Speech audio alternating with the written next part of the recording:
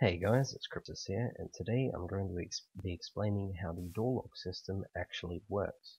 So, first things first, before I actually go into the commands, so that you don't get confused, I've used 3 scoreboard objectives to accomplish the door lock's effect, and those are called door type, check, and unlocked, all of which are the type dummy. Alright, so now that you guys know that, I think I can get started trying to explain how this system works.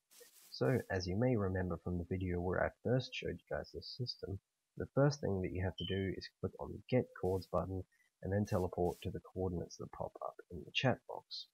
Of course, you could also get the coordinates by pressing F3, but anyway, as I explained in that video, that's just to make sure that you're in the exact center of the block, otherwise the locks will probably just look pretty stupid.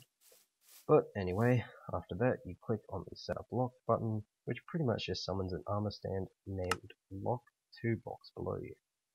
Alright, so then as you can see, the first command that actually does anything on the fill clock here is this one, which sets the score of check for all armor stands named Lock to 0.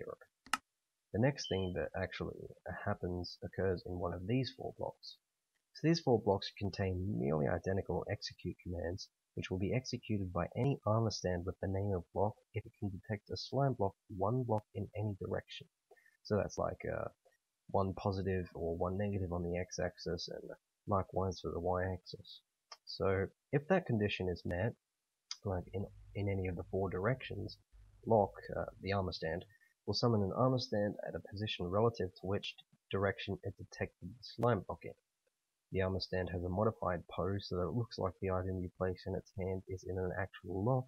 It also has a few other NBT tags to make sure you can see it, to make sure that you can't see it, sorry, and that it behaves how it's supposed to. Alright, so then, back over here, there's another execute command which executes on any armor stand with the name of lock and a score of 0 for the check objective. So what the execute command does is it sets the value of the objective door type to 1 for any armor stand named keyhole within a 3 block radius.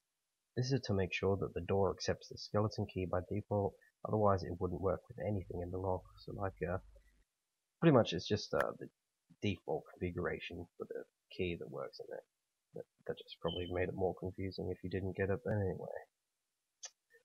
Alright, so then up here, this block executes a command on all armor stands named keyhole. What this does is set the score of the check objective for any armor stand named block within a 3 block radius to 1. This is to make sure that the lock entity doesn't infinitely summon armor stands and doesn't constantly set the score of door type to 1 for the keyhole entity. Alright, so now all that's left is the part of the system that detects the key in the lock and opens the door. Alright, so the first block over here adds 1 to the score of the objective unlock for any armor stand named keyhole that both has a door type score of 1 and matches the NBT data in the command. The NBT data, in this case, tests for a tripwire hook named skeleton key in the hand of the keyhole entity. So any armor stands named keyhole that has a skeleton key in its hand gets its unlocked score incremented by 1 for each tick. Alright, so the next thing that happens is that these 2 command blocks over here execute a command on any armor stand named keyhole that has a score for unlock of exactly 1. So this command plays the random .click sound to the nearest player at 2 different pitches. Alright, so then once that happens, once the score of unlocked for a keyhole entity reaches 10, these 3 commands in each command box over here execute.